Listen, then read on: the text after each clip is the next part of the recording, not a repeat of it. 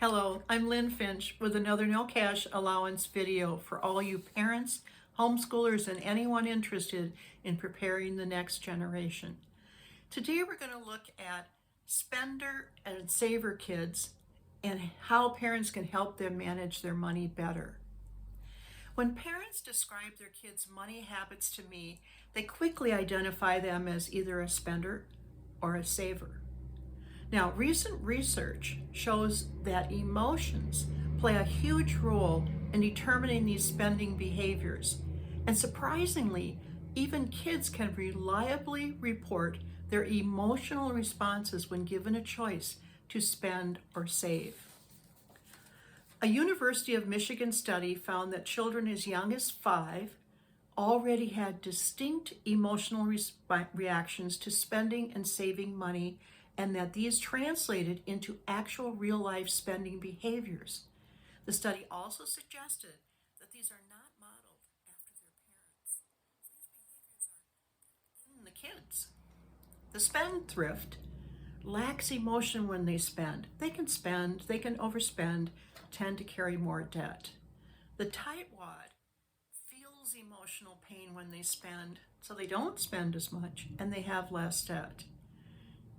And these habits show up in adulthood based on saving and spending habits of kids when they're little. Saving, in its basic form, is not spending. If you don't spend money, you are, in essence, saving it.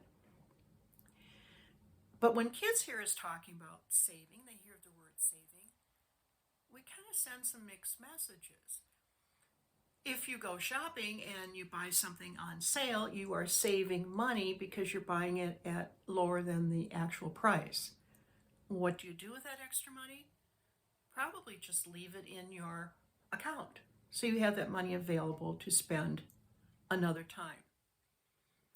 And then there is planned saving, where you make a plan and you're saving money as if you were addressing a bill. You were paying a bill, but this bill is called savings. So you're putting that money somewhere else where you're not likely to spend it. It's probably still available, but you may not be able to spend it as easily. So when kids hear us use the word save, what do we mean? We saved at the store, we saved to buy a car. What is saving? Saving is not spending. Now, that decision to not spend has to come from the person who has the money. Now, kids saving money is not like adults saving money, because kids don't have to earn their money, they don't have to pay living expenses, they don't have to support themselves or a family, they don't have to have a job, they don't have to manage all of these financial things. But kids, when they have money, they have great freedom to save if they choose to. And I say kids should have control over what they do with their money. So your spender is going to spend. However, if you use a system like in my No-Cash Allowance, where they get regular inflows of money that they can rely on, they can plan for their future and say, if I don't spend this week, I'll have more next week to do that great activity I want to do next week. And your saver is probably just happy, the money keeps adding to their account. However, what you can do as a parent to help them balance these spending and saving habits is to assign them age-appropriate expenses, which I highly recommend. My favorite is starting when kids start school, giving them a fund that they manage to buy all their school supplies. This is a regular expense that they're going to have every year. They know they're going to have to pay it, and then there's going to be some funds to pay that with, and they're responsible for it.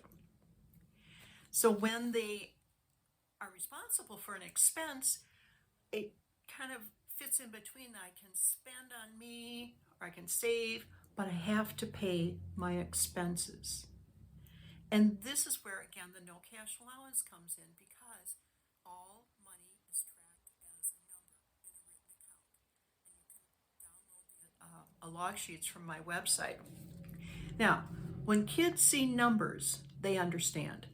They know the bigger number and they understand the smaller number. And when they have to spend, they're either spending as a spender or they're paying their expenses, the number gets smaller. And kids like bigger numbers. I saw that in my kids. I see it in my grandkids. If I spend, the number's going to get smaller. It also gives them the benefit of knowing how much financial resource they have because all of their money is tracked together as a number. And as they're paying their expenses, they're developing a habit of responsibility. I'm responsible for paying for this. And this is a good habit to instill when they're younger, so that when they're older, they can manage that and understand they are responsible for certain expenses.